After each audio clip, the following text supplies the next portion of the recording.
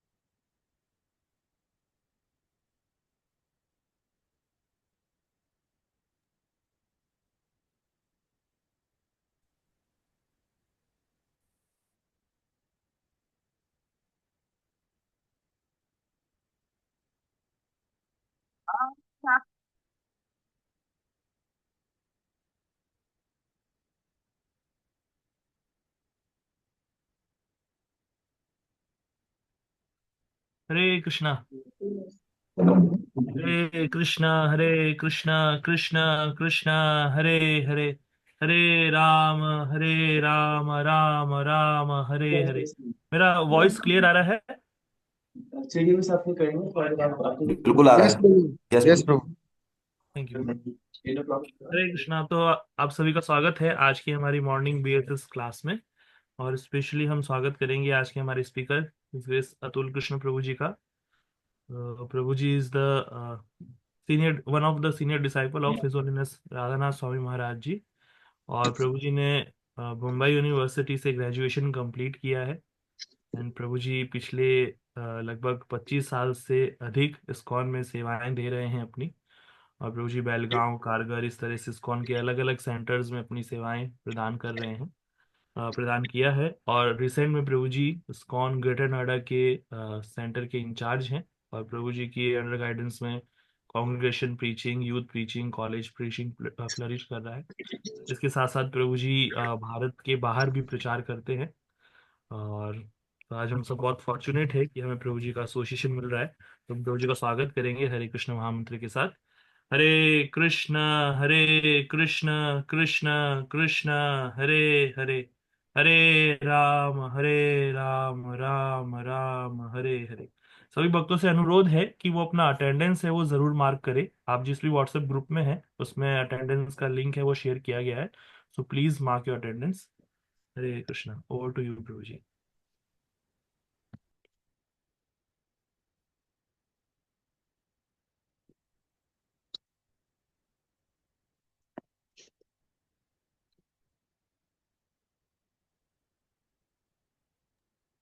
हरे Krishna. Okay. आवाज आ रही है हमारी क्लियर? आप सबको। यस प्रभु जी। ओके, और यहाँ पर एक ऐसा रूल है क्या कि सब लोग अपना वीडियो ऑफ रखते हैं,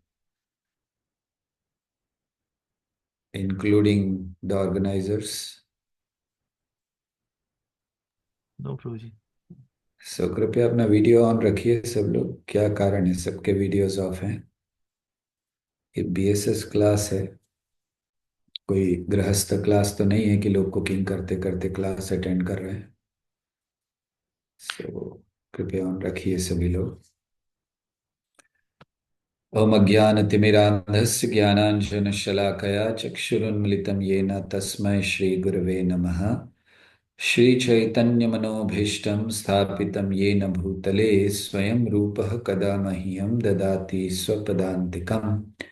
वन्देऽहं श्रीगुरौ श्रीयुतपदकमलं श्रीगुरून् वैष्णवांश्च श्रीरूपं साग्रजातं सहगण रघुनाथान्वितं तं सजीवं साद्वैतं सावधूतं परिजनसहितं कृष्ण चैतन्य देवं श्रीराधा कृष्णपादां सहगण ललिता श्रीविशाखान्वितांश्च। हे कृष्ण करुणा सिंधु दीनबंधु जगतपते गोपेश गोपिका कांत राधा कांत नमस्तुते। तप्त कांच गौरांगी राधे वृंदावनेश्वरी वृषभानुसुते देवी प्रणमामि हरिप्रिये। वाञ्छाकल्पतरुभ्यश्च कृपा सिन्धुभ्यैव च पतितानां पावनेभ्यो वैष्णवेभ्यो नमो नमः। नमो विष्णुपादाय कृष्णप्रेष्ठाय भूतले श्रीमते भक्तिवेदान्तस्वामिनिति नामिने। नमस्ते सारस्वते देवे गौरवाणी प्रचारिणे निर्विशेष शून्यवादी पाश्चात्य देशतारिणे।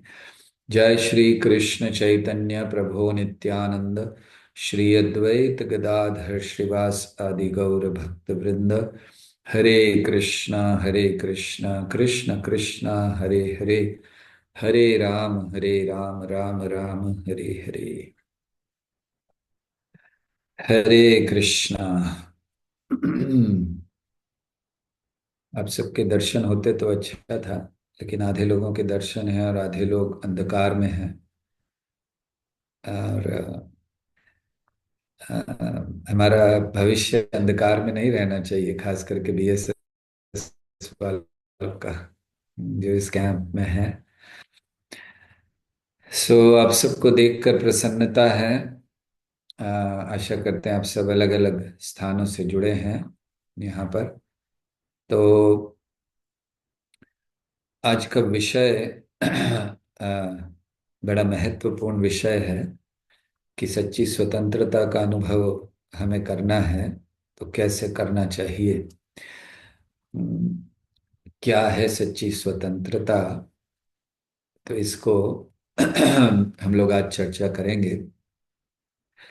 महाभारत में एक बहुत सुंदर कथा आती है ययाति महाराज की। बड़ी प्रसिद्ध कथा है।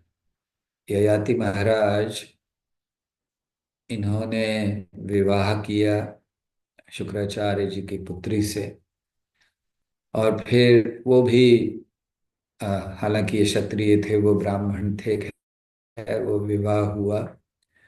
और फिर नहीं थी शर्मिष्ठा, उसके साथ भी उन्होंने विवाह किया। ये बहुत विस्तार से कथा महाभारत में दी गई है, कई अध्याय हैं, हम उसमें नहीं जा रहे हैं।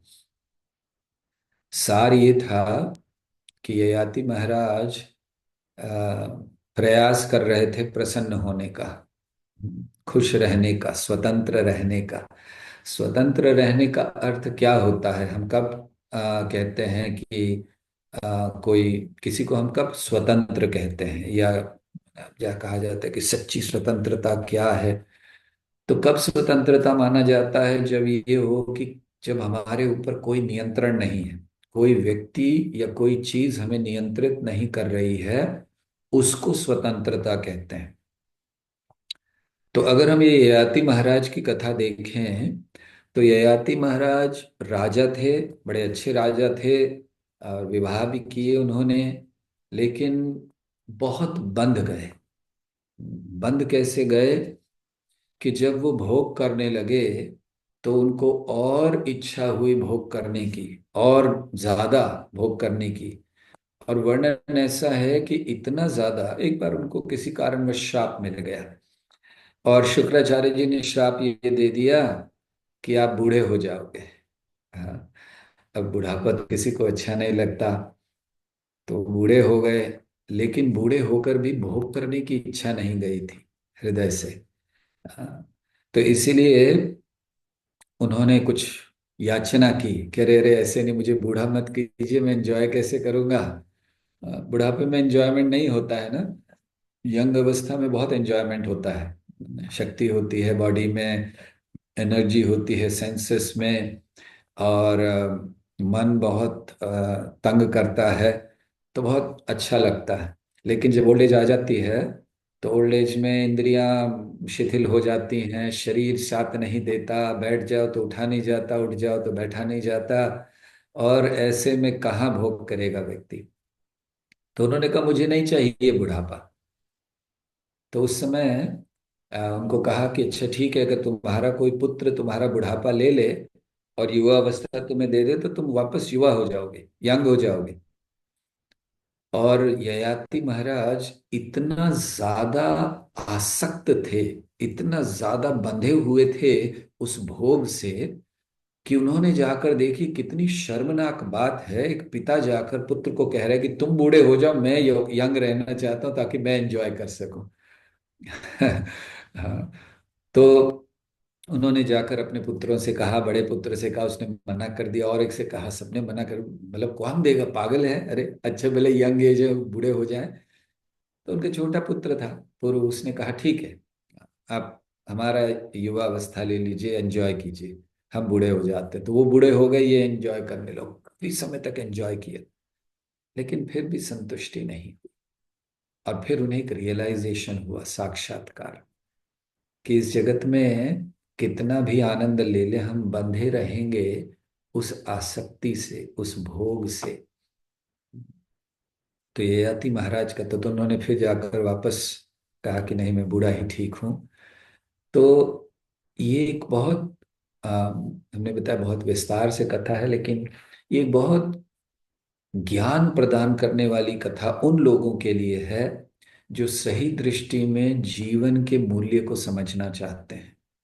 उन लोगों के लिए जो ये नहीं चाहते कि जैसे बाकी सारे लोग, भेड़ चाल चल रही है, वैसे ही हम भी करें, वो कुछ करके दिखाना चाहते हैं, जीवन की सफलता को प्राप्त करना चाहते हैं। उनके लिए बहुत सुंदर निर्देश है कि आप जितना चाहे ये सोच लो कि इस जगत में हम बहुत स्वतंत्रता से आनंद लेंगे और हमें कुछ नहीं होगा।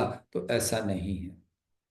स्वतंत्र नहीं रह पाओगे जब तक वो बंधे रहोगे उस आनंद से, उस भोग की प्रवृत्ति से, और वो मिलता नहीं है। ययाति महाराज ने कितने साल प्रयास कर लिया, लेकिन अंत में उनको लगा कि ये सब बेकार की बात है। तो जब हम लोग बात करते हैं कि स्वतंत्रता की, तो हमें जानना चाहिए कि स्वतंत्रता का अर्थ होता है कि किसी के द्वारा नियंत्रित नहीं, लेकिन हम लोग तो नियंत्रित हैं।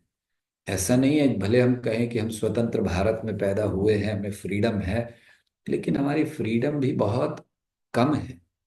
हाँ, हमें अपने शरीर के ऊपर ही कंट्रोल नहीं है, शरीर हमें कंट्रोल कर लेता है, लोग हमें कंट्रोल कर लेते हैं।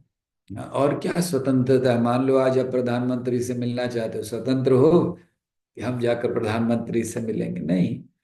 तो हालांकि हम लोग स्वतंत्र नागरिक हैं, लेकिन हमें सच्ची स्वतंत्रता क्या है वो नहीं पता। वो अभी हमें भी जानना है। लोग सोचते हैं कि स्वतंत्रता का अर्थ है मैं जो चाहे करूं, जो मेरे मन में आए। और विशेष करके जब धर्म की बात आती है, तो लोग कहते हैं बस आप कोई ये नियम वियम की बात मत करो, हम स्वतंत्र रहना चाहते हैं, आप क्यों नियम डाल रहे हो, ये करना है, वो करना है, 16 माला करना है, स्त्री संग नहीं करना है, और मांस नहीं खाना है। क्या जरूरत है नियम की? अरे स्वतंत्र रहना है तो फिर नियम में तो बंध जाएंगे ना हम लोग। तो लोग भूल जाते हैं कि स्वतंत्रता, सच्ची स्वतंत्रता पाने के लिए जो नियम होते हैं वो आवश्यक हैं। कहना चाहिए प्री रेक्विजिट। प्री रेक्विजिट मतलब कुछ करने के पहले एक योग्यता प्राप्त करनी होती है, ये होगा तभी आपको वो प्राप्त होगा। तो जब नियम होंगे तभी हम सच्ची स्वतंत्रता प्राप्त कर सकते हैं। जैसे मान लीजिए कि एक व्यक्ति आ, कोई बिल्डिंग पर खड़ा है और वहां से कूदने जा रहा है और उसको मना किया जाता है नहीं करना, अरे मत कूदो मत कूदो। वो कहे नहीं मैं तो स्वतंत्र हूं मैं कूदूंगा। तो क्या होगा, कूदेगा तो मर जाएगा। तो उसको जो मना किया जा रहा है वो कोई बंधन नहीं है, वो उसकी सच्ची स्वतंत्रता के लिए नियम है। या कोई जहर खा रहा है तो आप उसको बोले अरे नहीं खाना जहर, बोले नहीं मैं स्वतंत्र हूं, तुम कैसे रोक सकते हो मुझे, मैं खाऊंगा। तो फिर खाओ, मरो। तो नियम जो है वो सच्ची स्वतंत्रता के लिए एक अनिवार्य सीढ़ी है। उसके बिना हम सच्ची स्वतंत्रता तक नहीं पहुंच सकते हैं। कोई व्यक्ति जैसे बीमार होता है तो उसको कुछ नियम दिए जाते, ये नहीं खाना वो नहीं खाना, ताकि जल्दी ठीक हो जाओ। इसी तरह हमारी जो स्थिति है उसमें नियम बहुत आवश्यक है। अगर सच्ची स्वतंत्रता हमें प्राप्त करनी है तो ये नहीं सोचना चाहिए कि हम बिना नियम के पालन के, बिना कुछ किए हम आराम से जीवन बिता सकते हैं। नहीं, ऐसा नहीं है। कभी कभी लगता है ये एक एक धोखा सा हमें होता है कि अरे देखो जो लोग एंजॉय कर रहे हैं वो भी तो, उनको कोई फर्क नहीं है। हम ऐसे कई लोगों को जानते हैं, आप कहोगे जो सब कुछ गलत काम कर रहे हैं लेकिन उनके जीवन में बहुत आनंद है। और हम लोगों को कहा जाता है ये ना करो वो ना करो। दरअसल उनके जीवन का आनंद कैसा है? जैसे मान लीजिए कि कोई व्यक्ति कहे कि मैं पिछले 30 साल से शराब पी रहा हूँ, देखो मुझे कुछ नहीं हुआ, लीवर खराब नहीं हुआ, कुछ नहीं हुआ। ये आप लोग बेकार में कहते हो शराब मत पियो ये मत पियो, मैं 30 साल से पी रहा हूँ कुछ नहीं हुआ। तो वो क्या कह रहा है? वो कह रहा है कि मैं 30 साल से टाइम बम लेके घूम रहा हूँ कुछ नहीं हुआ। फटेगा ना एक दिन, जब फटेगा तो पता चलेगा। तो ऐसा नहीं है कि आपके हाथ में बम है तो कुछ भी नहीं होगा, मैं लेके घूम रहा हूँ कुछ नहीं होगा। तो हमें प्रकृति के नियम भी देखने हैं, साथ साथ भौतिक नियम भी। भौतिक ये जगत में हम रह रहे हैं, शरीर के नियम हैं, प्रकृति के नियम हैं। ये सब बाधाएं लाते हैं। देखिए अगर कोई व्यक्ति भोग भी करना चाहता है कि बहुत एंजॉय करना चाहता हूँ, तो क्या होता है, शरीर रोक देता है। शरीर की सीमा है ना, आप कितना कर लो। मान लीजिए कोई खाना चाहता है, कितना खा लेगा? शराब पीना चाहता है, कितना पी लेगा? या कुछ और एंजॉय करना, स्त्री का संग करना, कितना कर लेगा? ये यति महाराज ने इतने साल कर लिया, थक गए, बोले बस और कुछ नहीं चाहिए।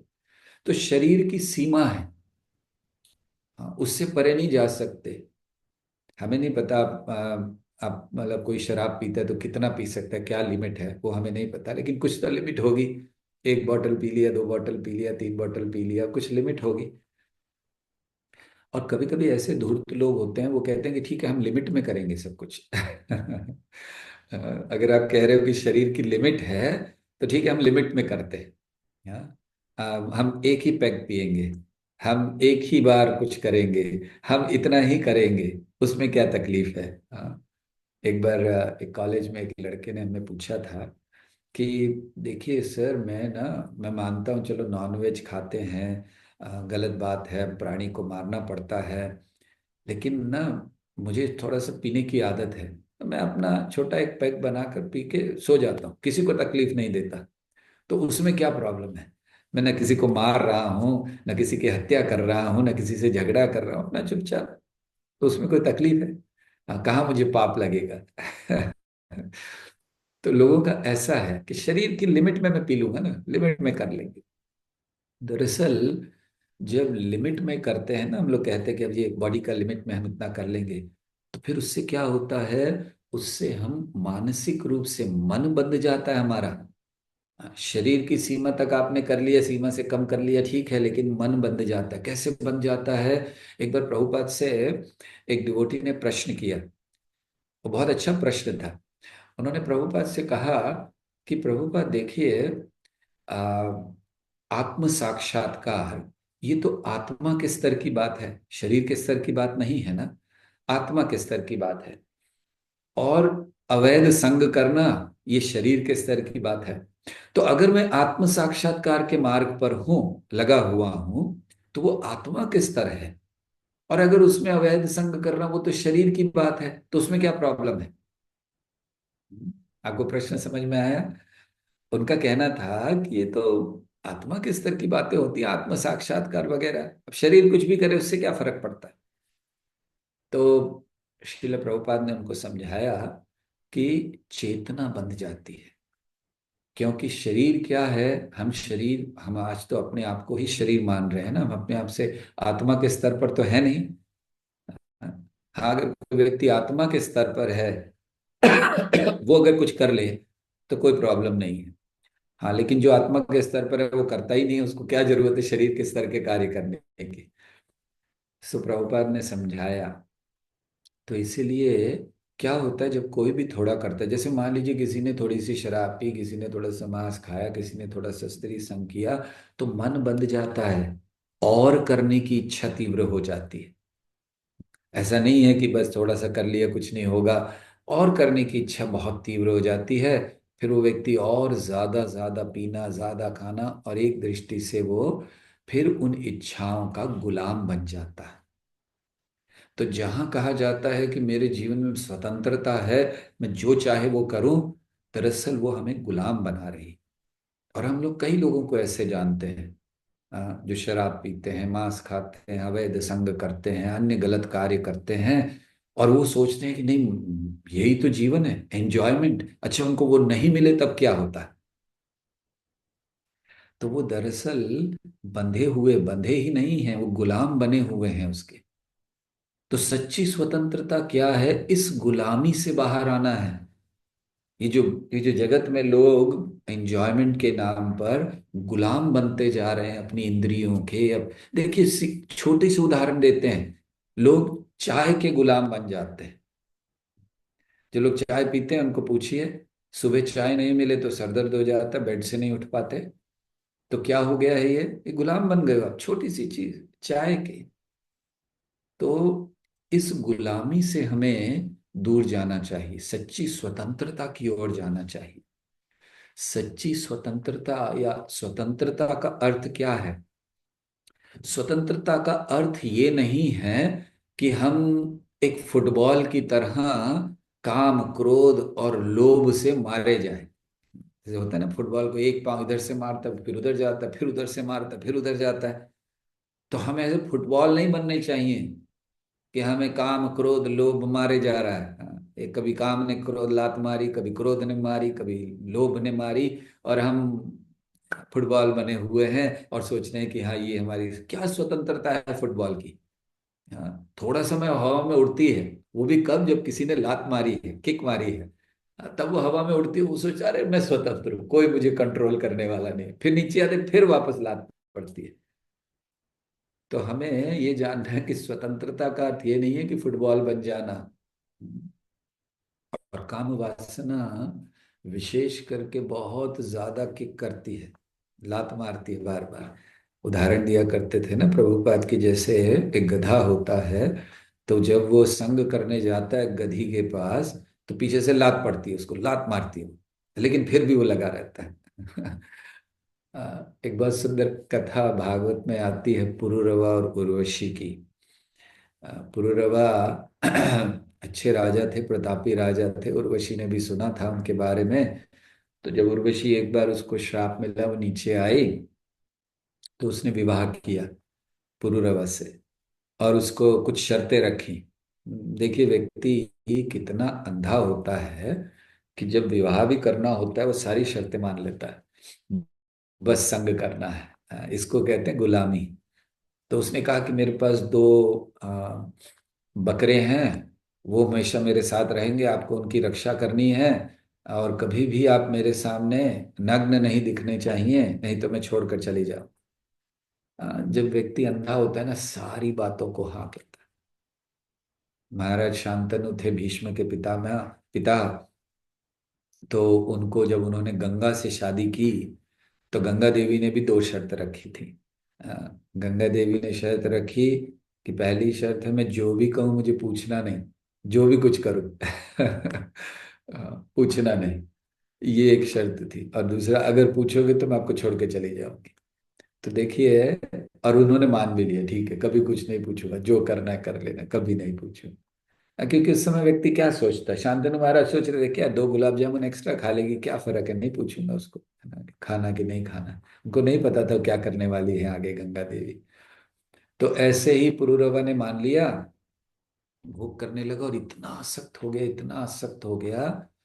और फिर ऊपर इंद्र चाह रहे थे कि उर्वशी वापस आए, तो उन्होंने योजना की, किसी को भेजा वो चोरी करने के लिए वो दो बकरों को। और फिर राजा उस समय रात का समय था और भोग कर रहा था, एंजॉय कर रहा था, और वो बकरे चले गए। तो इसने बोला, देखो तुमने इतना भी नहीं किया, मेरे बकरे दो संभाल नहीं पाए। और राजा जैसे था वैसे ही तलवार लेकर भागा उनको बचाने के लिए, नंगा ही भाग गया, कपड़े कपड़े कुछ नहीं। और जब वापस आया लेकर उनको बचाकर, तो उसने कहा, देखो मैंने कहा था मेरे सामने कभी नग्न नहीं आना, अब तुम आ गए, हम छोड़ के जा रहे हैं। और वो चली गई, और उसमें वो पागल हो गया उर्वशी नहीं है तो। हाँ, और उसके पीछे फिर एक साल बाद कभी उसको उर्वशी दिखी किसी और के साथ, तो उस समय भी जाकर एकदम पागलों की तरह बात कर रहा है, नहीं तुम वापस आ जाओ। ये ये एक आ, बंधन, ये एक कहने चाहिए गुलामी है। एक व्यक्ति थे भट्टहारी, उसने लिखा है बहुत अच्छा। उसने शतक लिखा। उसको अपनी पत्नी से बहुत प्रेम था, तो उसके उसके स्वरूप को, उसके रूप को देखते हुए श्रृंगार शतक, श्रृंगार शतक मतलब 100 श्लोक उसकी सुंदरता के विषय में लिखे उसने, कि कितनी सुंदर है मेरी पत्नी। थोड़े समय बाद पता चला कि वो तो किसी और से प्यार करता। हुआ ये था कि इसने बहुत अच्छी एक रिंग अपनी पत्नी को दी, अंगूठी, और विशेष बनवाई थी उसके लिए। तो अंगूठी दी, पत्नी ने ले ली। फिर पत्नी किसी और से प्यार करती थी, तो वो अंगूठी उसने उसको दे दी कि ये मेरे प्यार की निशानी, ऐसा होता है ना, कुछ कुछ प्यार की निशानी करते हैं, तो वो उसको दे दी। अब वो जो व्यक्ति था, वो ये पत्नी, इसकी पत्नी से प्यार नहीं करता था, वो किसी और लड़की से प्यार करता। तो वो अंगूठी उसने उसको दे दी, प्यार की निशानी। और हुआ ये कि ये जो लड़की थी, ये इसी भट्टहारी को ही प्रेम करती थी। तो इसने आकर वापस वो अंगूठी उसको दे दी, प्यार की निशानी। हाँ, तो घूम घाम के उसके पास ही आ गई। और उसने सोचा, अरे ये तो मैंने अपनी पत्नी को दी थी, इसके पास कैसे आई। जब उसको सब पता चला, तो उसने फिर से 100 श्लोक लिखे, बड़े प्रसिद्ध श्लोक हैं, उसको कहते हैं वैराग्य शतक पहले श्रृंगार शतक लिखा, 100 श्लोक, फिर लिखे वैराग्य शतक। हाँ, 100 श्लोक किसमें, कि ये जगत पूरा बेकार है, ये कुछ काम का नहीं है। तो ऐसे 100 श्लोक उन्होंने लिखे वैराग्य में। तो ये इसको कहते हैं गुलामी।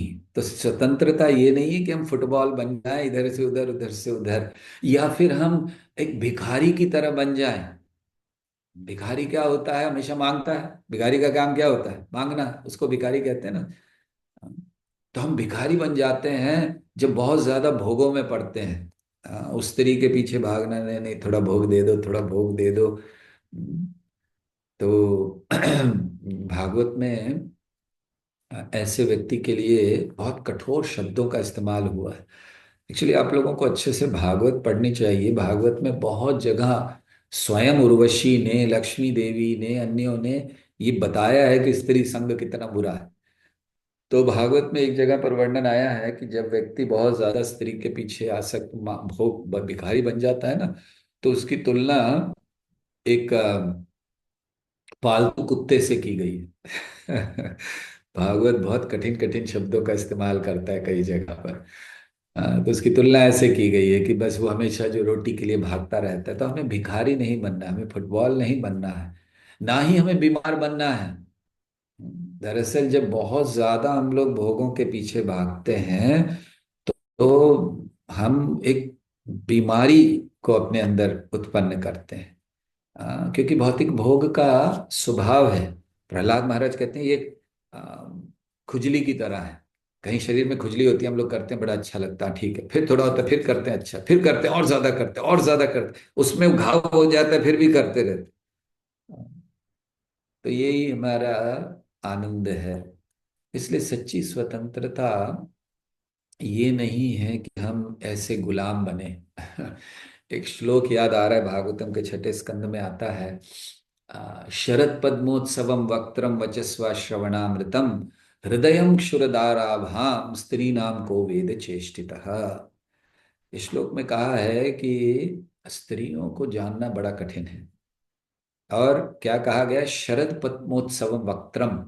जब व्यक्ति बहुत आसक्त होता है ना स्त्री से, तो उसको क्या लगता है, शरद के समय, शरद ऋतु के समय खिला हुआ जो कमल होता है, पद्म, शरद पद्मोत्सव वक्त्रम, तो उसका मुख उसको उसके समान लगता है, कि शरद ऋतु में खिला हुआ कमल।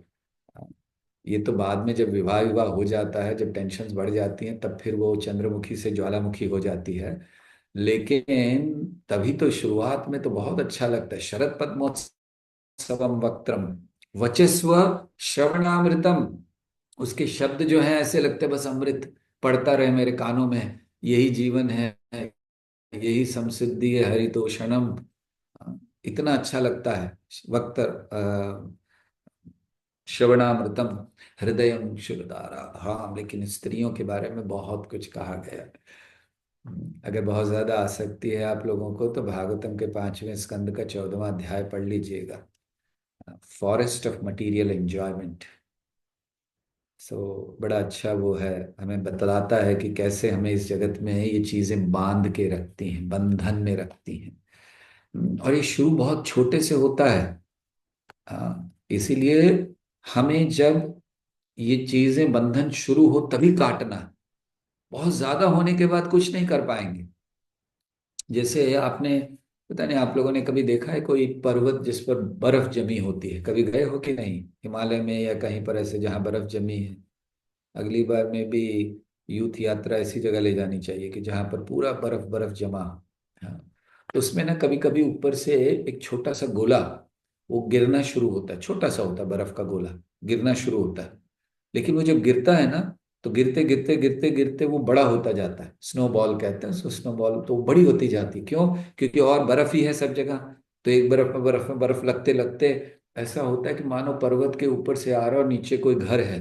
तो वो छोटा सा गोला ऊपर से आते आते आते आते नीचे आकर इतना बड़ा हो जाता है, पूरा घर को तबाह कर देता है, तोड़ सकता है, इतना बड़ा हो जाता है।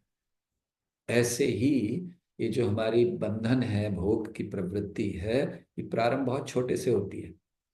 अरे इतना सा करने में क्या प्रॉब्लम है, हाँ, इससे कुछ नहीं होता, इससे कुछ नहीं होता, एक पैग लेने से कुछ नहीं होता, पता चला अंत में जाकर ऐसा शराबी बन गया कि सब पड़ा हुआ गटर में।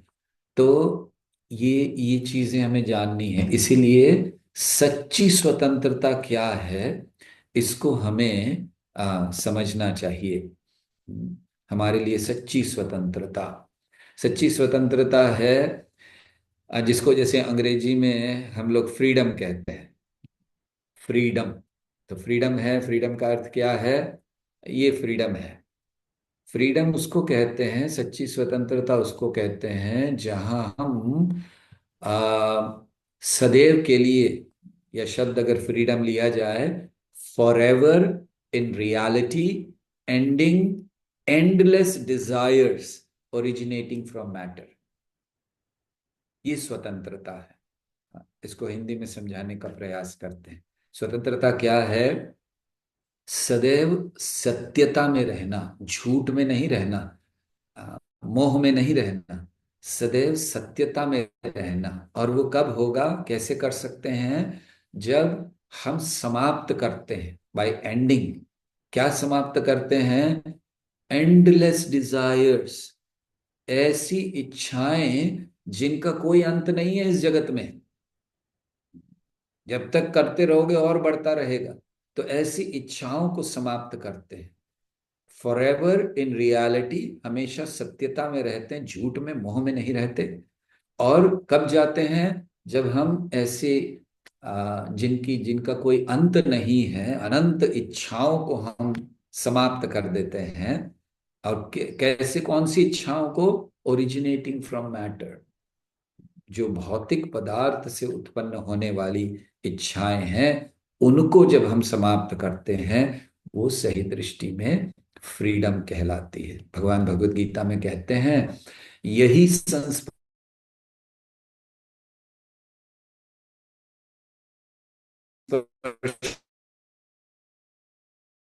जा भोगा दुख योनि।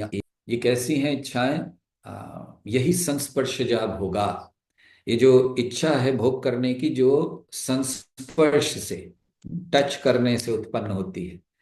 बड़ा अच्छा लगता है ना, कोई सॉफ्ट चीज है उसको टच करना बड़ा अच्छा लगता है। हार्ड को अच्छा नहीं लगता है, लेकिन सॉफ्ट है तो बड़ा अच्छा लगता है। तो यही संस्पर्श जा भोगा दुख योनय एवते। भगवान कहते हैं अंत में दुख ही देता है। आद्यंतवंत कौन्तेय, क्योंकि हे कुंती पुत्र, इसका आदि है और इसका अंत है। आद्यंतवंत कौन्तेय न तेषु रमते बुधा। जो बुद्धिमान है उसमें आनंद नहीं लेते हैं। हमें पता है वो समाप्त होने वाला है, हम उसमें आनंद क्यों लें?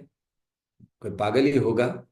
जैसे मान लीजिए कि अ, एक व्यक्ति, एक कंपनी आए और कहे कि हम लोग शेयर्स मार्केट में शेयर ला रहे हैं, हमारा शेयर खरीदिए, हमारा शेयर खरीदिए। तो आप आएंगे, अच्छा अच्छा बताओ क्या है, आपकी आपकी कंपनी की विशेषता क्या है? तो बताएंगे कि हमारी कंपनी ये आपको अभी 10 रुपए में शेयर दे रही है, और हम गारंटी दे रहे हैं कि 1 साल बाद हम कंपनी बंद कर देंगे। तो कोई लगाएगा पैसा? बुधा, बुद्धिमान लोग कौन है? न तेषु रमते बुधा। जो बुद्धिमान है वो किसमें नहीं, आद्यंतवंत, जिसका आदि है और जिसका अंत होने वाला है उसमें रमते नहीं है। तो आपको कहा गया शेयर मार्केट में लगाओ, कंपनी हम बंद करेंगे, हमें पता है कंपनी बंद होने वाली है, कौन पैसा लगाएगा? लेकिन मूर्खता इस जगत की यही है कि आद्यंतवंत कौन्तेय न तेषु रमते। हमें पता है कि वो समाप्त होने वाला है, लेकिन फिर भी उसी में लगाते हैं अपना सारा समय, सारा इन्वेस्टमेंट। तो इसलिए हमें सत्यता में रहना है। जब हम सत्यता में रहते हैं, तो ये जो अनएंडिंग डिजायर्स हैं, जो कभी खत्म नहीं होने वाली है इस जगत में।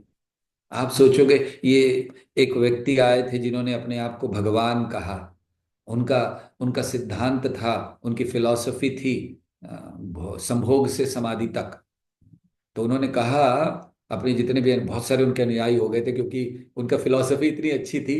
हाँ, कि आओ आश्रम में एंजॉय करो, जो करना है एक दूसरे के साथ एंजॉय कर लो। फिर क्या होगा? जब एंजॉय कर लोगे ना एक दिन, तब ऐसा आएगा जब आप इस सारे एंजॉयमेंट से दूर हो जाओगे, और फिर आप कोई अच्छे कार्य में अपनी शक्ति लगाओगे। आज तक तो हुआ नहीं, वो भी चले गए, उनके अनुयायी भी चले गए, कुछ नहीं होने वाला। तो ये जो फिलॉसफी है, गलत फिलॉसफी है कि हम भोग करें, एंजॉय करें, और फिर एक दिन आएगा जब हम संतुष्ट हो जाएंगे कि बस अब कुछ नहीं चाहिए, अब केवल भगवान चाहिए। नहीं, बिल्कुल नहीं। सो इसीलिए ये जो भावना है, फॉर एवर रियलिटी फ्रीडम को समझना है, सत्यता में रहना है। और कब? ये डिजायर, ये जो भौतिक इच्छाएं हैं, इनको हमें समाप्त करना है। तभी जाकर हम सही दृष्टि में स्वतंत्र हो सकेंगे। तो अब सच्ची स्वतंत्रता क्या है? सच्ची स्वतंत्रता, पहली चीज कि हम ये जो भौतिक नियम प्रभुपाद समझाते हैं जिनमें हम बंधे हुए हैं, उनसे बाहर जाना। ये भौतिक भोगों से, भौतिक बंधनों से हमें बाहर जाना है। तो सबसे पहली चीज हमें ये करनी चाहिए कि हमें, जो अभी हमने थोड़ा सा सुना, ये तो बहुत थोड़ा बताया हमने, बहुत कुछ है बताने के लिए। कई कई क्लासेस में ये चर्चा चल सकती है, लेकिन उसकी चर्चा ना करके उसको कैसे दूर जाना है, वो चर्चा ज्यादा महत्वपूर्ण है। तो सबसे पहले हमें क्या करना चाहिए? अपने आप को ऐसे वातावरण में रखना चाहिए जहां हम पर ये जो इच्छाएं हैं, ये हावी ना हो जाए।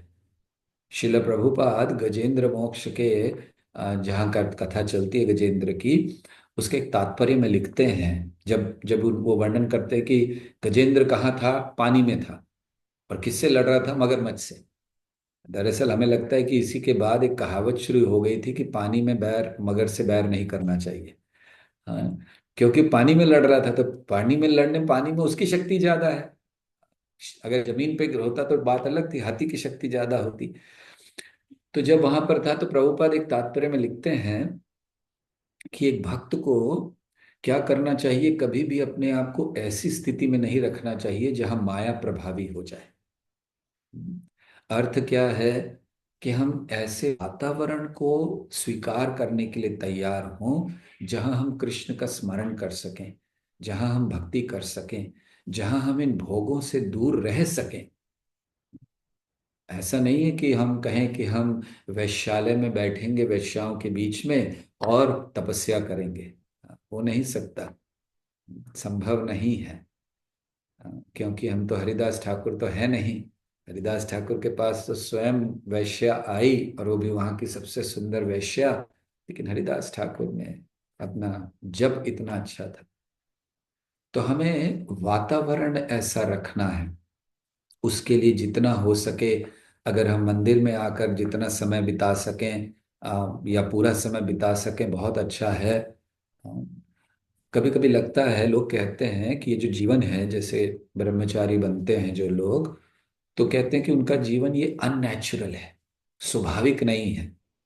एक बार एक लड़के ने हमसे प्रश्न किया था कि आप लोग ब्रह्मचारी बनते हो, ये जो भोग करने की प्रवृत्ति है तो नेचुरल है, भगवान ने दी है, फिर आप उसको दबा क्यों देते हो?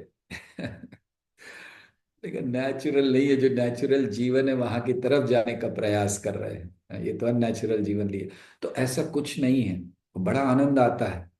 आप देखिए इतने ब्रह्मचारी हैं इस्कॉन में, जीवन उन्होंने निकाल दिया, बहुत आनंद का जीवन। तो सबसे पहले अपने आप को स्थिति में ना रखने का अर्थ क्या है कि हम ऐसी जगहों पर ना रहें जहां आकर्षण, जहां चीजें हमें बंदी बनाने के लिए तैयार है। दूसरा, जितना हो सके भक्तों के संग में, भक्तों के भक्ति के वातावरण में रहने का प्रयास करें। भाग्यवान है वो लोग जिनको यह अवसर मिलता है, और जिन्हें नहीं मिला है, घर में रह रहे हैं, हॉस्टल में रह रहे हैं, कहीं रह रहे हैं, वो भी प्रयास करें। जब भी अवसर मिले, एक दो दिन का भी मिले, तो जाकर भक्तों के संग में रहना चाहिए। एक बार एक सन्यासी बता रहे थे कि क्लास चल रहा था, एक बार एक सन्यासी बता रहे थे कि अम, जैसे कोई ब्रह्मचारी बनता है, तो अगर कोई जीवन भर ब्रह्मचारी रह सके बहुत अच्छा, फर्स्ट क्लास लाइफ। चलो नहीं रह सकते, कुछ साल रह ले। अच्छा नहीं रह सकते, एक साल रह ले। फिर उन्होंने कहा अगर एक साल भी नहीं रह सकता तो कोई बात नहीं, कम से कम एक महीना रह ले। फिर उन्होंने कहा एक महीना नहीं रह सकता, एक हफ्ता रह ले। फिर उन्होंने कहा एक हफ्ता नहीं रह सकता, कम से कम एक दिन ब्रह्मचारी आश्रम में रह ले, क्योंकि जीवन भर वो याद रखेगा वो एक दिन जो उसके सच्चे आनंद का दिन था। तो इसीलिए प्रयास ये करना है कि हमें ऐसे वातावरण में अपने आप को रखना है जिससे हम ये जो भौतिक आकर्षण है इनसे दूर जा सकें। तो उसके लिए जो भी करना पड़े करना चाहिए। दूसरी चीज, हमें एक एक हमने कहा इससे दूर रहना है, लेकिन जाना कहाँ है? हाँ, तो सच्ची स्वतंत्रता है ऐसा मार्ग जहां हम अपने मूल स्वभाव की ओर बढ़ते हैं। देखिए स्वतंत्रता तभी आ सकती है जब आप अपने ओरिजिनल रूप में हैं, मूल रूप में हैं। उदाहरण के लिए मान लीजिए कि आप ऑफिस जाते हो या कॉलेज जाते हो, इन जब घर पर आते हो, हॉस्टल में आते हो, कैसे रहते हो? आराम से, है ना, कोई पूछने वाला नहीं, कोई कुछ कहने वाला नहीं, जैसे कपड़े पहनने हैं वैसे कपड़े पहनो, कहीं पर सो जाओ, ये आराम होता है, उसको बोलते हैं ये अपना घर, होम स्वीट होम। इसी तरह जब हम अपने मूल स्वभाव में जाते हैं, सच्ची स्वतंत्रता तब है। अभी तो आपको बंद किया हुआ है, बंदी बने हुए हैं अभी हम इस शरीर में, और तभी भी हम सोच रहे हैं कि हम स्वतंत्र हैं। नहीं, जब अपने मूल स्वभाव में जाएंगे तभी, जैसे फिल्मों में देखते हो ना आप लोग, वो किसी व्यक्ति को चोट लग गई या कुछ हो गया और वो भूल गया मैं कौन हूँ, और फिर वो कई साल तक वो ढूंढ रहा है, अरे मैं कौन हूँ पता नहीं, दुखी रह रहा है। फिर कोई गाना गाता है, वो जो बचपन में उसने सुना था, फिर उसको याद आ जाता है, अरे मैं तो ये हूँ, गाने से। तो ऐसे ही हम लोग सब भूले हुए हैं, और फिर कोई आकर, प्रभुपाद जैसे भक्त आकर एक गाना गाते हैं, हरे कृष्ण कृष्ण कृष्ण हरे हरे। तो वो गाने को सुनकर याद आता, अरे हाँ मैं पागल, मैं यहाँ पर बना हूँ, मैं तो वहां का व्यक्ति हूँ, मुझे तो गोलोक जाना चाहिए। तो भगवान के साथ अपने संबंध को, सच्ची स्वतंत्रता क्या है? अपने मूल स्वभाव में भगवान के सेवक के रूप में स्थापित होना। अगर हमें सच्चे रूप में स्वतंत्र होना है तो हमें समर्पण करना होगा। इस जगत में समर्पण का अर्थ होता है पराजय, हार जाना। लेकिन आध्यात्मिक जगत में समर्पण का अर्थ होता है विजय प्राप्त करना, अपनी इंद्रियों पर, अपनी भोगों पर, हाँ, अपनी इच्छाओं पर। और ऐसे हमें सच्ची स्वतंत्रता प्राप्त होती है। तो फिर सच्ची स्वतंत्रता क्या है? हमने पहले बताया, सच्ची स्वतंत्रता है भौतिक नियम, भौतिक भोगों से परे जाना। दूसरा, अपनी मूल स्थिति में आना। तीसरा, सच्ची स्वतंत्रता का अर्थ है कि हमारा मन, हमारी बुद्धि और हमारा शरीर, ये तीनों चीजें, देखिए आत्मा तो पहले से मुक्त है, लेकिन हमारा मन, हमारी बुद्धि और हमारा शरीर, ये कुछ चीजों से मुक्त हो जाना चाहिए। किससे? काम वासना से, लोभ से, असत्यता से और पापों से। इससे हमें मुक्त होना है। और क्या करना है? तो मन को कहाँ लगाना है, बुद्धि को कहाँ लगाना है, शरीर को कहाँ लगाना है? भगवान की भक्ति में। ये सच्ची स्वतंत्रता है। आज हमारा मन, हमारी बुद्धि, हमारा शरीर ये ग्रसित है, ढका हुआ है, दबा हुआ है, बंधा हुआ है काम से, लोभ से, असत्यता से, पापों से। हमें उनसे दूर जाना, ये सच्ची स्वतंत्रता है। तो इसके लिए हमें प्रयास करना चाहिए। कैसा प्रयास होगा हमारा सच्ची स्वतंत्रता का? कि हम मन को मुक्त करें काम वासना से। बार बार ये नहीं बस मैं कैसे एंजॉय कर लूं, कैसे ही कर लूं। हमारे मन में आना चाहिए कैसे कृष्ण का आनंद, कृष्ण को मैं सेवा कर लूं, कृष्ण को आनंद दे दूं। बुद्धि का इस्तेमाल करें, कैसे मैं खुद भी और अन्यों को भी ये भगवान की भक्ति में लगा सकूं। शरीर का इस्तेमाल करें, इसके लिए नहीं कि उससे के द्वारा हम भोग कर सके, हम आनंद ले सकें, हम असत्य की ओर जा सके, पाप कर सके, नहीं। शरीर का इस्तेमाल करें क्योंकि भगवान की संपत्ति है, भगवान की सेवा। तो ये जान लीजिए कि जब तक स्वतंत्रता, ये मत सोचिएगा कि हम सब कुछ करते करते भी भक्ति कर रहे हैं। एक तरफ माला भी जप हो रहा है, दूसरी तरफ एंजॉयमेंट भी हो रहा है। माला जब सुबह के लिए, एंजॉयमेंट रात के लिए, बिल्कुल नहीं। जब स्वतंत्रता नहीं है तब तक भक्ति नहीं होगी। एक तात्पर्य में प्रभुपाद है कि without freedom there is no execution of devotional service. तो फिर इसका मतलब क्या है? मुक्ति मतलब स्वतंत्रता कि ऐसा नहीं है कि जो भगवान को समर्पण कर देते हैं वो पूर्ण रूप से आश्रित हो जाते हैं। हाँ, जब प्रभुपाद कहते हैं कि गुरु के माध्यम से कृष्ण को समर्पण करते हैं रूप से, प्रभुपाद ने लिखी है स्कंद के तात्पर्य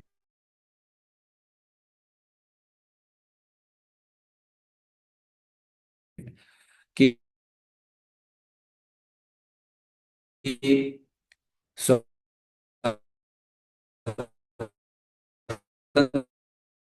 समर्पण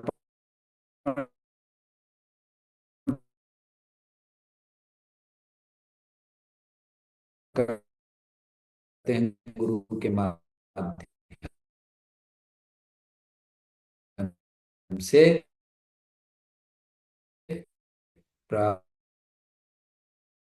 एक एक होता है कि हम जो जानते 84 लाख योनियों में घूमने के बाद हमें कुछ प्राप्त होता है, ये शरीर मनुष्य का। लेकिन मनुष्य शरीर भी मिलना, और उसमें भी विशेष जो पुरुष का शरीर में मिलता है, ये बड़ा विशेष माना गया है। क्यों विशेष माना गया है? क्योंकि ये आत्म साक्षात्कार के लिए एकदम परफेक्ट है। तो इसलिए जो शरीर मिला है, इसका जो उद्देश्य है, हमें उसको पूरा करने का प्रयास करना चाहिए। तो स्वयं भी हम इस बंधन से मुक्त हों, साथ साथ अन्यों को भी मुक्त करें। और जब हम ऐसा जीवन जीते हैं तो भय, मोह, स्वार्थ, इन सब से हमें स्वतंत्रता मिलती है। और इसके लिए आध्यात्मिक ज्ञान बहुत आवश्यक है, जो हमें हमारे शास्त्रों से, भगवत गीता, भागवत इत्यादि से मिलता है। इसलिए रोज शास्त्र पढ़ने चाहिए। कई बार वो हम देखते हैं कि जब दिवाली होती है तो लोग कहते हैं खुशियां अपने जीवन में लाइए, ऐसे कुछ एडवर्टीजमेंट बनते हैं, खुशियां अपने जीवन में लाइए। तो भक्तों को क्या कहना चाहिए? रोज शास्त्र पढ़ने से ज्ञान अपने जीवन में लाइए, और उस ज्ञान को अन्य लोगों को भी बांटिए, तभी सही दृष्टि में स्वतंत्रता प्राप्त होगी। तो एक बात को बहुत ध्यान से हमें जानना चाहिए, आत्मा की स्वतंत्रता परम आत्मा श्री कृष्ण के अधीन रहने में है। और जो उन्होंने हमें कला दी है, जो ज्ञान दिया है, जो बुद्धि दी है, वो भगवान की सेवा में लगाने में ही है। यही सही स्वतंत्रता है। अन्न के नाम पर बंधन में रहते हैं और फिर कष्ट भोगते रहते हैं, और ये सोचते रहते हैं कि केवल हम एंजॉय कर रहे हैं। रियल एंजॉयमेंट होना चाहिए। हरे कृष्ण हरे कृष्ण, कृष्ण कृष्ण हरे हरे, हरे राम, राम राम हरे हरे। हरे कृष्णा। ठीक है।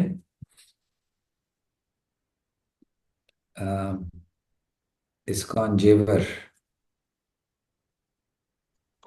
हरे कृष्ण प्रभु जी, दंडवत प्रणाम। हरे कृष्णा। प्रभु जी सॉरी, मैंने आपको बीच में इंटरप्ट हैंड रेज करके किया। एक्चुअली आपका वॉइस प्रभु मेरी तरफ कट गया था कि जो आप कह रहे थे ना, गुरु को कृष्ण की तरफ, मतलब क्या, मैं समझ नहीं पाया प्रभु, समर्पित के लिए, क्योंकि वॉइस कट गया था प्रभु।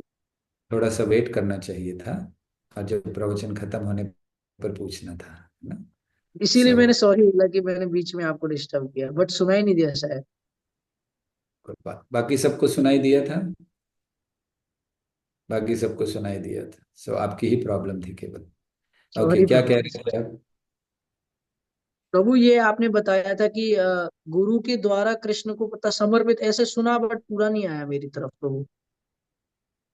हमने यही कहा कि जब कृष्ण को समर्पण करना, ये सच्ची स्वतंत्रता है, और वो होती है गुरु के माध्यम से। सो जी। जब हम प्रामाणिक गुरु के माध्यम से कृष्ण को समर्पण करते हैं, तब सच्ची स्वतंत्रता आती है। ठीक है। ओके। Thank you. हाँ जी, सोलापुर से प्रथमेश प्रभु। हरे कृष्णा प्रभु, दंड प्रणाम। हरे कृष्णा। प्रभु जी, एक प्रश्न है। जैसे हम जब प्रीचिंग करते हैं तो कुछ यूथ का डाउट ये रहता है कि इन केस हम अभी ज्वाइन करते हैं, और जब वो और अलग अलग मंदिरों में देखते हैं कि वो पहले ब्रह्मचारी आश्रम में थे, उनका डेफिनेट किया, उनकी बहुत दयनीय स्थिति है कि मतलब they are not able to earn bread and butter. तो उनका थोड़ा चेतना विचलित हो जाता है कि अगर हमारे साथ ऐसा हो गया तो हम फिर क्या करेंगे फ्यूचर में, है ना? फिर हम ना घर के रहेंगे ना घाट के रहेंगे। तो उसके लिए एक एप्रोप्रिएट आंसर क्या हो सकता है? बहुत अच्छा। हम जब ज्वाइन करने वाले थे जिस मंदिर में, अभी ज्वाइन नहीं किया था, लेकिन सबको पता था कि ज्वाइन करेंगे। हम मंदिर में सेवा शुरू कर दी थी। तो उस समय एक ब्रह्मचारी को मंदिर से निकाल दिया, किसी कारणवश, जो भी हुआ हो। तो हमें आकर, मैं कांग्रेगेशन डिवोटीज ने कहा कि देखो प्रभु जी, अभी भी समय है। हाँ, आप ज्वाइन करने वाले हो, आपने किया, 2-4 साल बाद आपको ऐसे निकाल दिया मंदिर से, तो कहाँ जाओगे? अभी तो सब कुछ है, घर है, व्यापार है, सब है, अच्छे से रहो और सेवा करो बाहर रहकर, तो कहाँ जाओगे?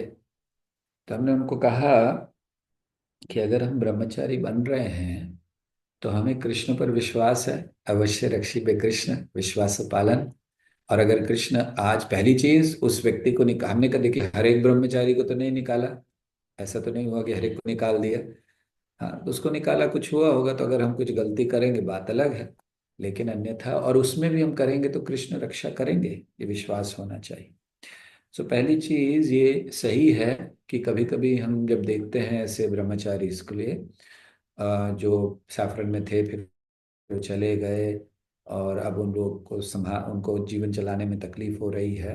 तो एक तरफ से इसको उत्तर देने के पहले हम ये कहना चाहेंगे कि एक तरफ से मंदिरों का भी कर्तव्य होता है कि अगर वो ब्रह्मचारी प्रॉपर नियम से उसने विवाह किया है, मंदिर की अथॉरिटी के अंदर में रहकर वो सेवा करना चाहते हैं, तो मंदिरों का भी कर्तव्य होना चाहिए कि ऐसे ब्रह्मचारियों को जिन्होंने अपना जीवन दिया है कुछ ऐसी व्यवस्था करें जिससे वो अपना जीवन यापन कर सके। तो ये होना चाहिए। मान लीजिए वो ब्रह्मचारी गलती कर कर भी नम्र नहीं रहना चाहते या कोई और उनके मन में भावनाएं हैं, तो ये गलत चीज होती है और इससे निश्चित एक गलत संदेश भी जाता है। जैसे आप कह रहे हैं कि बाकी लोग पूछते हैं कि कल को हमारे साथ हुआ तो ऐसा क्या करेंगे, तो इसके लिए पहली चीज हमें मंदिरों में व्यवस्था देनी चाहिए। दूसरा चीज, हमें ब्रह्मचारियों को ये सिखाना चाहिए कि जब हम ब्रह्मचारी बन रहे हैं तो हमें ये नहीं सोचना चाहिए कि 3 साल 4 साल बाद हमें से होगा। हमें तो विश्वास होना चाहिए कि हम जीवन भर रहेंगे। हाँ, अगर कुछ हुआ भी तो उस समय अगर आप नम्रता से अथॉरिटी के अधीन रहकर सेवा करना चाहते हो तो निश्चित कहीं ना कहीं व्यवस्था होगी। हमने एक दृष्टि आपकी ये भी है और हमने ऐसे कई ब्रह्मचारियों को देखा है जो बहुत अच्छी तरह से इवन सेफरन से वाइट होने के बाद बहुत अच्छी तरह से उनका ध्यान रखा गया और वो लोग काफी अच्छा कर रहे हैं, सेवाएं भी कर रहे हैं और भक्ति भी कर रहे हैं। तो दोनों तरह के उदाहरण हैं, कुछ उस वैसे उदाहरण भी होते हैं। तो निश्चित प्रयास ये करना चाहिए कि ऐसे उदाहरण ना हो और थोड़ा इनकरेज हम भक्तों को करें कि ये तो जीवन है, हर एक के साथ ऐसा नहीं होता है। तो जरूरी नहीं है कि आपके साथ भी होगा और आप सोचो ही मत, ये सोचो कि जीवन देना है, ये क्यों सोच रहे हो। जैसे एक बार कोई ब्रह्मचारी बन रहे थे तो एक मंदिर था, उस मंदिर में जब कोई ब्रह्मचारी बनते थे तो वो लोग उसका बैंक अकाउंट खोल देते थे और कहते थे कि इसके अकाउंट में हम पैसा डाल रहे हैं हर महीने, कल को अगर ये साल 2 साल बाद अगर ये ब्रह्मचारी नहीं रहते हैं तो इनके पास कुछ पैसा रहेगा।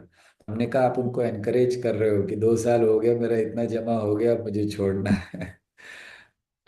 इस तरह का नहीं, लेकिन कुछ ना कुछ होना चाहिए। यस, कुछ और कहना चाह रहे हो आप?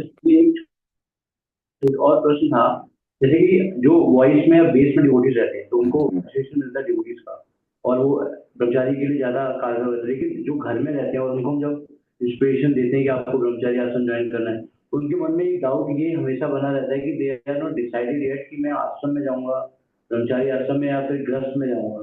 तो अगर उनको हमें ब्रह्मचारी आश्रम के लिए प्रमोट करना है तो उनको किस तरीके से हम बताएं कि वाई दिस आश्रम इज गुड। बहुत अच्छा है, प्रैक्टिकल रहना चाहिए सबसे पहले। हमें फैनेटिक नहीं बनना चाहिए, बस केवल ब्रह्मचारी आश्रम कुछ नहीं है आपके लिए, कुछ नहीं है, यही है। और फिर अगर समझो वो उस मूड का नहीं है और वो बन जाता है जबरदस्ती, तो 2 महीने 4 महीने के बाद उसको पता चल जाता है कि नहीं मेरा ये मूड नहीं है, तो फिर वो हमको कहता है अरे सब आपके कारण हुआ, आपने इतना बोल दिया हम ब्रह्मचारी बन गए। प्रैक्टिकल रहना है कि पहली चीज उसको कुछ चीजें ज्ञान, जैसे घर पे रह रहे हैं तो कुछ ग्रंथ ऐसे और ऐसे विषय पढ़ने के लिए दिए जाएं ब्रह्मचारी लाइफ के, जिससे अगर वो आकर्षित है या नहीं है पहले इंक्लिनेशन देखना चाहिए। दूसरा, हम जनरली सजेस्ट करते हैं किसी को भी कि अगर अभी 2 दिन पहले हम किसी से बात कर रहे थे तो हम उनको ये सजेस्ट कर रहे थे कि आप जॉब कर रहे हो, जॉब को मत छोड़ो, लेकिन मंदिर में पहले रहना शुरू करो और एक अनुभव करो, एक 2 महीने 3 महीना अनुभव करो कि ये मेरे लिए लाइफ है कि नहीं है।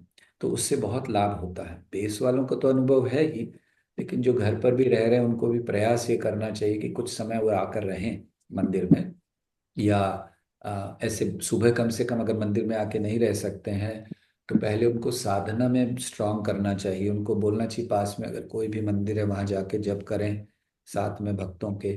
क्योंकि हम लोग उनकी साधना को स्ट्रांग करें, उनके ज्ञान को स्ट्रांग करें। जैसे आज हमने शास्त्र से इतने से बोला कि कितना भोग, एक्चुअल स्वतंत्रता क्या है। तो धीरे धीरे जब वो उसको सुनेंगे उनका इंक्लिनेशन बढ़ेगा। और फिर हमारे लिए, हमारा तो अच्छा, फिर भी उनको कहा जाए कि आप 4-6 महीना पहले रह कर देखो। नहीं होता है, आपको लगता है लाइफ मेरे लिए नहीं है, कोई प्रॉब्लम नहीं है, द्वार खुले हुए हैं, हम लोग कोई बंद करके नहीं रखते हैं। और लेकिन लगता है अधिकतर भक्त क्या होता है, जब वो टेस्ट मिलता है ना रहने का, साथ में आने का, तब फिर वो टेस्ट आगे बढ़ाता है हम लोगों को। तो उसको प्रयास यही करना चाहिए कि टेस्ट दें उस चीज का, केवल एनकरेज करें और उसको उसकी इंक्लिनेशन ना देखकर। दो चीजें करनी चाहिए, इंक्लिनेशन देखना है, ज्ञान बुक्स देकर, उस तरह की चीजें देकर, लेक्चर्स देकर, और टेस्ट देना है। उसके बाद वो अपने आप अगर उसके लिए तैयार है, बहुत अच्छा, नहीं है तो कोई प्रॉब्लम नहीं। उसको ये नहीं कहना कि तुम्हारा पतन हो गया, तुम तो ब्रह्मचारी नहीं बने तो एकदम यूजलेस व्यक्ति हो, कोई लाभ नहीं, तुम्हारा जीवन खराब। नहीं, ठीक है, कई होते हैं उनकी इंक्लिनेशन नहीं होती है।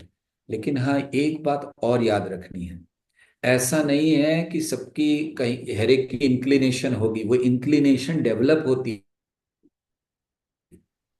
कोई शुरुआत में कोई ये नहीं सोचता कि मैं ब्रह्मचारी बनूंगा, हम लोग थोड़ी सोचकर बचपन से पैदा हुए थे कि हम लोग ब्रह्मचारी बनेंगे। लेकिन वो इंक्लिनेशन कैसे आई, उस संग से, उस ज्ञान से।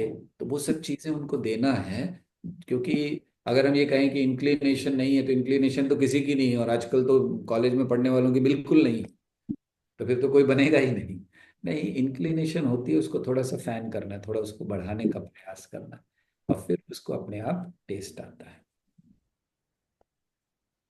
धन्यवाद थैंक यू गुरु जी। प्रभु।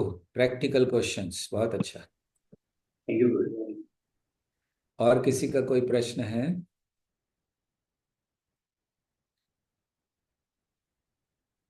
ये आप लोग सब घबरा गए बहुत कुछ सुनकर कि ये क्या हो गया, ये तो शास्त्र में इतना कुछ दिया, हमें पता ही नहीं था। हम तो सोच रहे थे कि बस मंदिर जाएंगे, टेंशन ही नहीं है। मायापुर वॉइस अमरावती से। आप अनम्यूट कर सकते हैं खुद को। यस। हरे कृष्णा प्रभु जी, नमस्कार। हरे कृष्णा। प्रभु जी, एक क्वेश्चन था कि जब स्टार्टिंग में यदि कोई आश्रम ज्वाइन करते हैं तो हमें कंफर्म नहीं रहता कि हम आगे लंबे समय तक वहां पे सस्टेन कर पाएंगे कि नहीं। तो स्टार्टिंग फेज में कोई बैंक अकाउंट रख सकता है क्या? स्टार्टिंग में? या फिर स्टार्टिंग में कोई बैंक अकाउंट हमें रखना चाहिए कि तुरंत ही हमें पूरा सब कुछ नेल करके आना चाहिए? ओके, अच्छा। इसलिए हम आश्रम ज्वाइन ओके, कर। बहुत अच्छा, थैंक यू। देखिए, दो चीज है, अगर मन में पूरा विश्वास है तो सब कुछ जलाकर आ जाना चाहिए। लेकिन प्रैक्टिकल ये है कि, क्योंकि अभी ना पूरा पक्का नहीं होता है, हम ज्वाइन कर रहे हैं, और हो सकता है, और देखते भी हैं, जैसे अभी प्रभु जी प्रश्न पूछ रहे थे कि उदाहरण देखते हैं, अरे वो सैफरन में थे, छोड़कर चले गए, वो थे, फिर वो घबरा जाते हैं हम लोग, अरे होगा कि नहीं। हमें ध्यान है कि एक बार एक बहुत वरिष्ठ ब्रह्मचारी ने आश्रम छोड़ा था कई साल पहले। उसके बाद तो बहुत कुछ होता है, लेकिन उस समय पे बहुत कम होता था। हम लोग जब आश्रम में थे, और हमें ध्यान है कि जब पहली बार एक ब्रह्मचारी आश्रम छोड़कर जा रहा था, मतलब तब तक हमें, हम लोगों को पता ही नहीं था कि आश्रम छोड़ा जाता है। तो हम लोग तो सब जोश में सेवा सेवा सेवा कर रहे, तो मेरे ख्याल से 2 या 3 साल कुछ पता ही नहीं चला। उसके बाद एक इंसिडेंट हुआ। तो हमें ध्यान है कि जब ब्रह्मचारी वो जा रहे थे छोड़कर, हम लोग सब रो रहे थे। तो मैं आज, हम लोग उनको नीचे तक छोड़ने गए थे सब, अरे कैसे जा रहे, क्योंकि कोई गया ही नहीं था तब तक, हम लोग एकदम जोश में थे। तो ये उदाहरण भी हम लोग देखते हैं तो लगता है ये सब। तो ये थोड़ा सा प्रैक्टिकल रहना चाहिए, किस तरह का हमें पीछे रखना चाहिए, कि जैसे फैमिली है या कोई ऐसी चीज़ है, इसीलिए एजुकेशन लेकर आना चाहिए कि कुछ थोड़ी एजुकेशन हो, ताकि कल को हमें जाना पड़े किसी कारणवश। वैसे विश्वास नहीं हो, विश्वास रखना नहीं चाहिए, क्योंकि जितना आप बैकअप रखोगे ना, उतना पीछे जाने की भावना रहेगी, बनी रहेगी। जैसे आप रख कर आए हो, 10 लाख रुपए पड़ा हुआ है मेरे अकाउंट में, 15 लाख रुपए रख कर आया हूँ, तो पीछे जाने की वो भावना बनी रहेगी, है ना। और मंदिर में कुछ होगा, जरा सा कुछ होगा, और होगा ही होगा मंदिर में। तो मंदिर में कुछ होगा, ले, राजनीति होती है यहाँ पर, मैं जा रहा हूँ। क्यों, मेरे पास 10 लाख पड़ा है ना, 15 लाख पड़ा है, 20 लाख पड़ा है। तो उसमें नुकसान भी है और थोड़ा फायदा भी है। प्रयास ये करना चाहिए कि ज्वाइन करने से पहले हम लोग 6 महीना, साल, 2 साल अपने आप को स्ट्रांग बनाएं और पक्का हो जाए कि ये करना है। ये सोच कर नहीं जाए कि 2 साल 3 साल में वापस आएंगे, वो ज्यादा अच्छा है। मगर हो जाता है ब्रह्मचारियों के साथ, कभी किसी के साथ कोई चले जाते हैं जल्दबाजी में। तो ये रहना चाहिए कि थोड़ी एजुकेशन है हमारी, हमारे अंदर इतनी कैपेबिलिटी है कि हम कुछ कर पाएं। या दूसरा, हमें ये विश्वास होना चाहिए, जैसे हम अभी भी बता रहे थे कि मंदिरों में ये व्यवस्था होनी चाहिए कि अगर कोई ब्रह्मचारी छोड़ रहे हैं नियम से, कुछ गड़बड़ करके नहीं, ठीक ठाक छोड़ रहे हैं, तो उनके लिए व्यवस्था की जाए, मंदिर में ही सरल जीवन जिए, मंदिर में सेवा करें और अपना जीवन जिए, ये व्यवस्था होनी चाहिए। सो हमारा मानना ये है कि बहुत ज़्यादा कुछ हमें बैकअप नहीं रखना चाहिए, थोड़ा बहुत ठीक है। एटलीस्ट कि कल को गए तो हमें एक अच्छी जॉब मिल जाए या हम अपने आप को चला सकें, वो उतना रखें, बाकी बहुत ज़्यादा नहीं जो हमें खींचे पीछे। ठीक है। और कोई प्रश्न किसी का? सोलापुर। कृष्ण प्रभु जी, दंडवत प्रणाम। हरे कृष्ण। ये जैसे कि हम मंदिर में मतलब आश्रम ज्वाइन करते हैं, उसमें ब्रह्मचर्य के आश्रम में पूरे जीवन तक हम कैसे दे सके, हमारा जीवन पूरा पूरा सस्टेन कैसे कर सके ब्रह्मचर्य? पूरा जीवन ब्रह्मचारी कैसे बने रह सकते हैं, प्रश्न ये है ना? हाँ। सस्टेन कैसे? सबसे पहली चीज है, अगर पूरा जीवन ब्रह्मचारी बने रहना है तो साधना को बहुत स्ट्रांग रखना चाहिए। हमारा अनुभव है कि हमने देखा कि जितने भी ब्रह्मचारी जब छोड़ते हैं आश्रम, तो उनका अगर 3 महीने, 6 महीने या साल का पूरा बैकग्राउंड देखा जाए उनका, तो वो साधना में बड़े वीक हो जाते हैं, दिखने लगता है, फिर धीरे धीरे धीरे धीरे आउट। तो सबसे पहली चीज, अगर हमें जीवन भर रखना है तो हमें ये नहीं सोचना चाहिए कि अब 2 साल, 4 साल, 6 साल, 10 साल में सीनियर हो गया, अब मुझे साधना की आवश्यकता नहीं है या मॉर्निंग प्रोग्राम जाने की आवश्यकता नहीं है। नहीं, वो हमारे लिए, कहना चाहिए ब्रह्मचारियों के लिए, वो लाइफ लाइन है या जीवन है। तो सबसे पहली चीज, साधना को बहुत अच्छा रखें अपनी। चैंटिंग है, हियरिंग है, रीडिंग है, इसको कभी छोड़े नहीं। कभी कभी हमने देखा है कि कुछ वरिष्ठ हो जाते हैं तो, या कुछ साल बाद वो फिर कुछ एक प्रोग्राम में जाना बंद कर देते हैं कि हमें ये आवश्यकता नहीं, वो ऐसा कुछ नहीं। हाँ, सेवाओं की बात अलग है, कभी कभी बहुत सेवाएं होती हैं, लेकिन अन्यथा जाना चाहिए। हम एक जगह प्रवचन कर रहे थे, भागवतम दिया, उसके जो मंदिर के अध्यक्ष थे वो शिल प्रभुपाद जी के शिष्य थे, तो वो भागवतम में नहीं बैठे थे। और उसके बाद जब हम भागवतम लेके जा रहे थे तो वो हमें मिले और उन्होंने बहुत क्षमा मांगी। उन्होंने कहा कि सॉरी, मैं भागवतम में नहीं आ पाया। तो हमने उनसे हाथ जोड़, प्रभुपाद जी के शिष्य हैं, तो हमने उनसे हाथ जोड़कर कहा कि प्रभु जी, आपको आने की क्या आवश्यकता है? हम भागवतम दे रहे, तो आपको आने की कोई आवश्यकता नहीं है, आप इतने वरिष्ठ हैं, इतने सीनियर हैं, आपको नहीं जरूरी। तो उन्होंने बहुत अच्छी बात कही। उन्होंने कहा अगर मैं वरिष्ठ हूँ तो मुझे वहां बैठे रहना चाहिए था। तो मतलब वो कह रहे थे कि मेरा नहीं, मतलब वो बहुत सही में उनको दुख हो रहा था, क्लास में नहीं आए। तो ये हमने देखा कि इतने वो वरिष्ठ हैं और हमें तो वो नहीं आए, हमें अच्छा लगा क्योंकि हम आराम से बोल सके। कभी कभी वरिष्ठ बैठे होते हैं तो बोलने में तकलीफ होती है, लेकिन ये भाव है। तो पहली चीज, साधना बहुत अच्छा रखना है। दूसरा चीज, ऑनेस्टी बहुत जरूरी है लंबे समय तक ब्रह्मचारी रहने की। अगर हम ब्रह्मचारी रहना चाहते हैं तो हमें हमेशा ऑनेस्ट रहना चाहिए। ऑनेस्ट समझते हो आप? ईमानदार मतलब झूठ से दूर रहना बहुत जरूरी है, छुपाने से दूर रहना बहुत जरूरी है किसी भी चीज को। कभी कभी ऐसा होता है कि हम लोग, इवन हम ये गलत बात की बात नहीं कर रहे हैं कि कुछ आपने गलत किया वो छुपाया, कभी कभी हमें तकलीफ भी हो रही है, हम उसको छुपा लेते हैं आश्रम में, वो भी नहीं होना है। तो ऑनेस्टी एक बहुत महत्वपूर्ण गुण है ब्रह्मचारी के लिए, क्योंकि जहां भी प्रॉब्लम शुरू होती हैं वो डिसऑनेस्टी के कारण होती है, कि हमने बताया नहीं, नहीं कुछ हुआ, छुपा दिया। मतलब छोटे छोटे उदाहरण, जैसे कोई माता जी से बातचीत शुरू हो गई, बड़ा अच्छा लगने लग गया, किसी को कहा नहीं, कंटिन्यू किया, फिर धीरे धीरे धीरे लंबा हो गया, खत्म हो गया। या चलो वो तो एक है, या मान लीजिए कि हमारी बड़ी इच्छा हो रही है कि हमें हमें बहुत प्रसिद्ध होना है। हाँ, अरे हमने देखा वो ब्रह्मचारी, उसके वीडियो के इतने फॉलोअर्स हैं, हमारा कुछ नहीं हो रहा, हमें बहुत हो रहा। तो ये भी मतलब हर केवल माता जी की बात नहीं है, हर चीज से हमें खतरा होता है। विशेष करके ब्रह्मचारियों को 3 M से खतरा होता है: मनी, माता जी और माइक। हाँ, ये 3 से बड़ा संभाल कर रहना चाहिए। क्यों? माता जी का तो आपको पता ही है, M, पहला M। दूसरा M माइक भी होता है। माइक मतलब बहुत ज्यादा जब इच्छा होती है कि बस मैं ही, अगर आप कृष्ण की कृपा से अच्छा प्रवचन देते हो तो फिर हमेशा इच्छा रहती है मैं ही दूर, फेस्टिवल है और उसमें मेरा नाम नहीं हो। तो माइक से भी दूर रहना। दूर रहने का अर्थ है जब सेवा दी जाए तब करना है, उसके लिए भागना नहीं है। और तीसरा मनी। ये 3 M संभाल के रहना। सो तीसरा है मनी। अपने पास कोई भी पर्सनल मनी नहीं होना चाहिए। इसलिए हमने कहा ऑनेस्टी, कि अगर हमें कहीं जाते हैं डोनेशन मिल गया, छिपा के रख लिया, चलो वैसे भी कल लस्सी पीने के लिए पैसा मांगा था, दिया नहीं, थोड़ा रख लेता हूँ, आराम से लस्सी पी लूंगा। ये सब चीजें हैं, ये डिसऑनेस्टी है। तो ऑनेस्ट रहना है, भले मांगना पड़े। हम जब पहले ब्रह्मचारी बने और हमें ध्यान है कि हम कुछ दिन बाद बीमार हो गए थे, बुखार हो गया था, तो हमें कुछ दवाई लानी थी। तो हम तो सब कुछ छोड़ कर आए थे, कुछ था ही नहीं, लेके थोड़ी गए थे कि पैसा वैसा सब। तो हमने फिर सोच एक ब्रह्मचारी को बोला, तो उसने कहा आपको कमांडर से मांगना होगा, मैं कुछ नहीं कर सकता। तो हमें क्योंकि हम ऐसे परिवार से आए थे कि जहाँ हमें कभी किसी से मांगा नहीं था, तो हमें 2 दिन तक हम बीमार पड़े रहे, लेकिन हम गए नहीं वो कमांडर के पास कि कौन जाके पैसा मांगे 10 रुपया दवाई के लिए। तो फिर लेकिन क्या करे, ज्यादा हो गया तो जाना ही पड़ा। लेकिन वो जाना अच्छा हुआ, हमारा अहंकार टूटा।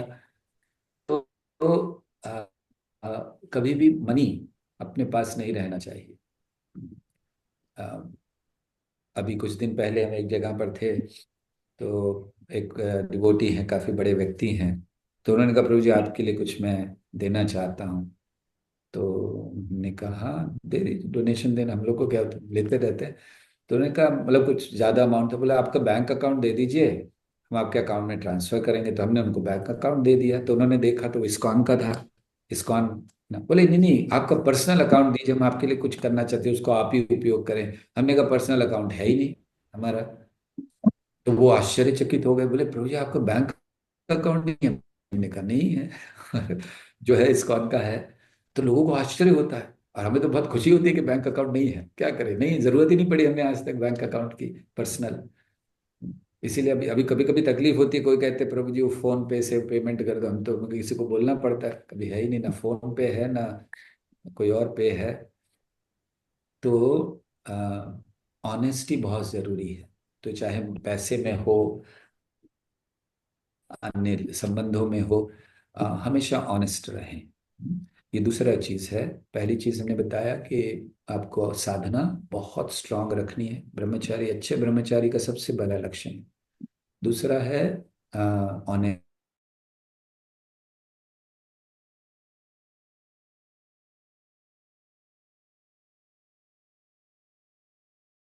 लोग मुझे समझें, ये कामना नहीं होनी चाहिए, मैं लोगों को समझ सकूं, ये कामना।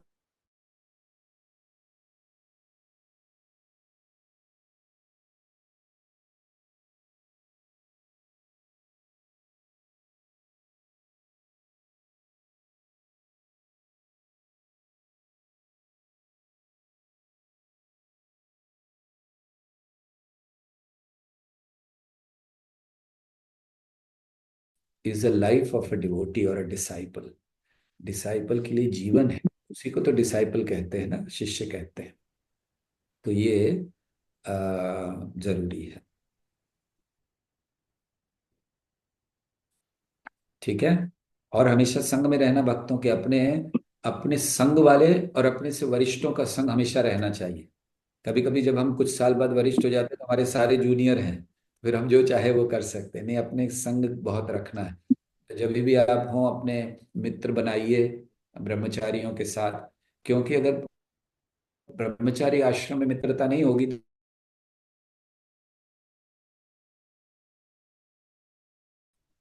कहीं ना कहीं मिल जाएगा, झूठा प्रेम लेकिन मिल जाएगा। तो इसीलिए ब्रह्मचार्य।